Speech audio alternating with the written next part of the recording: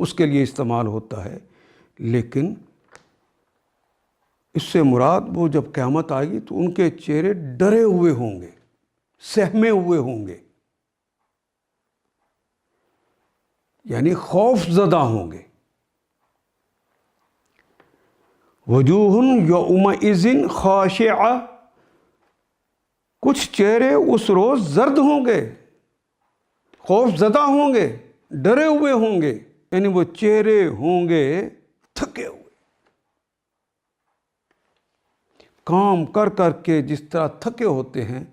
عامل کی مؤنث ہے عاملہ، اور ناصب کی مؤنث ہے ناصبہ۔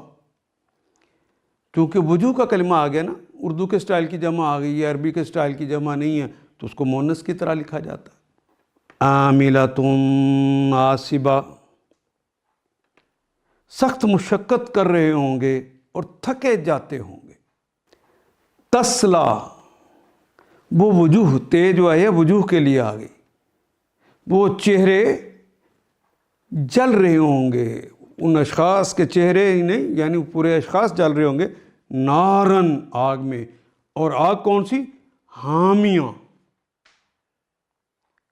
حامیہ کہتے ہیں گرم کو، بڑی سخت گرم آگ ہوگی۔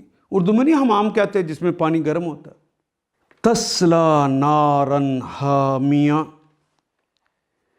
شدید آگ میں جھلس رہے ہوں گے، یعنی کھولتا ہوا گرم پانی،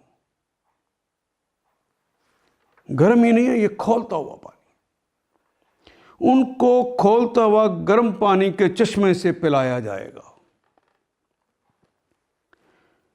کھولتے ہوئے چشمے کا پانی ان کو پینے کو دیا جائے گا۔